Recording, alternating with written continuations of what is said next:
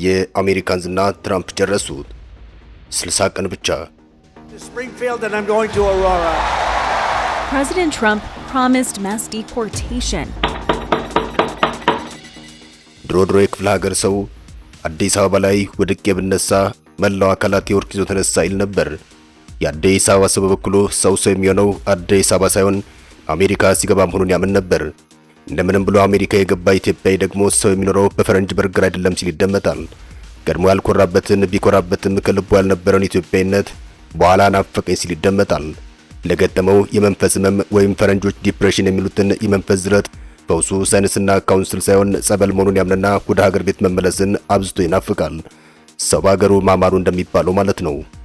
እነዚህን ሶስት ስሜቶች አቀናጅቶ ክንፈ ህልሞች በሚል ርዕስ አስገራሚ መጣጥፍ ወይም ደብዳቤ የጻፈባቸው በእውቀት ስዩም ነው። በእውቀቱ ድሮ ላይ የጻፈው ደብዳቤው ዘንድሮ ላይ ምን አይነት ትርጉም እንደሚሰጥ ኢትዮጵያም በዚያ ጊዜ አሜሪካን እንደ ገነት የተመለከቱበት ሁኔታን ያስታውሳል። ታሪኩን ባጭሩ ስንመለከተው እንዲህ አይነት ይዘት ይኖረዋል።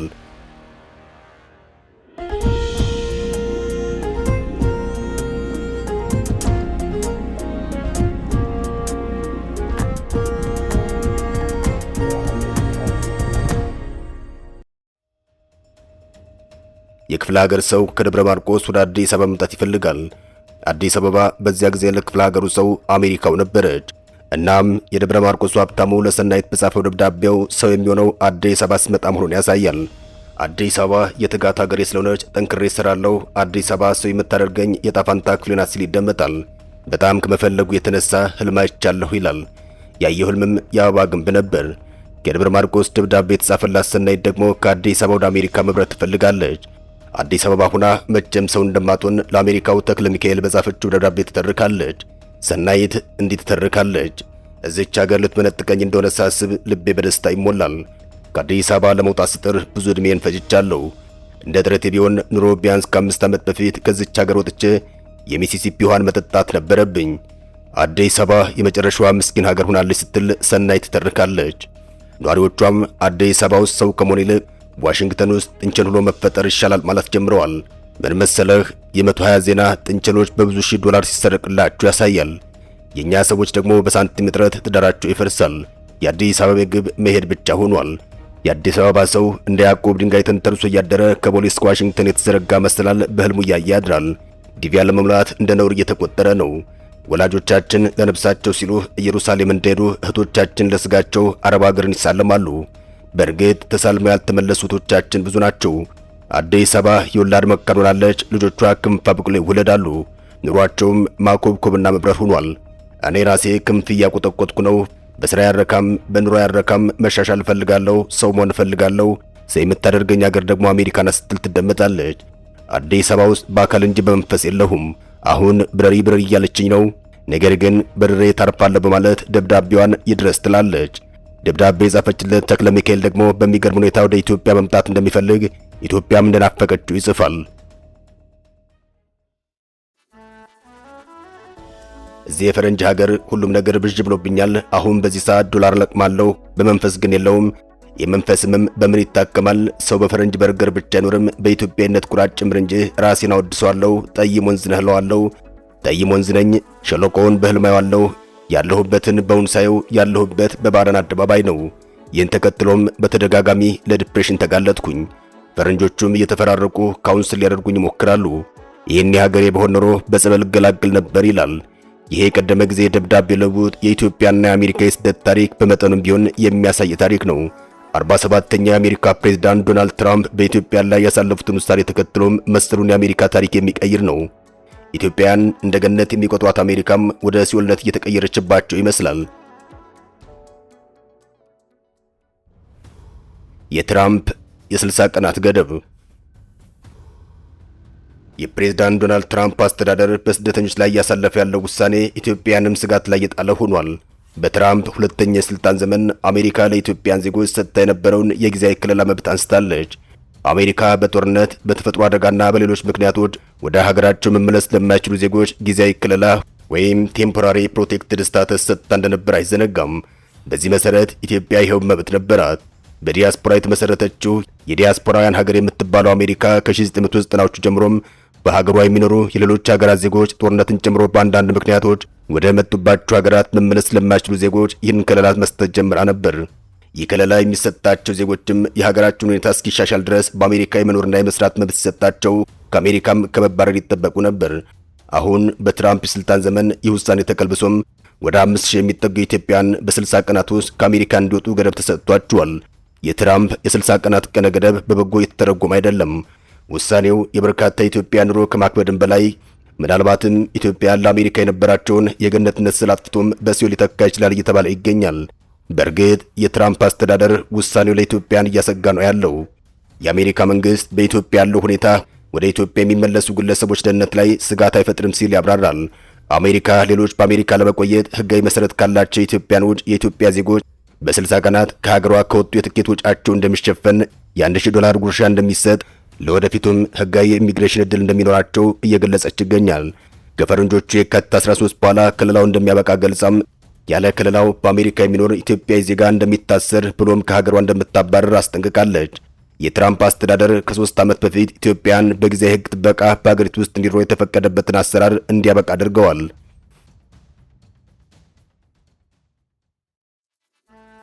የትራምፕ እርምጃ አሜሪካንን ምን ይጠቅማታል? እንደሚታወቀው አሜሪካ ከምስረታዋ ጀምሮ የዲያስፖራ ሀገር እንደሆነች ይነገራል። ከዲያስፖራ የተነጠለ ታሪክ አላት ማለት አይቻልም። በዲቪ በፖለቲካ ምክንያት በተፈጥሮና በሰው ሰራሽ አደጋዎች ከሀገራቸው ተሰደው ለሸሹ መሸሸጊያ የተሻለ ኑሮ ለሚፈልጉ ሰዎችም መመኪያና ተስፋ ነበረች።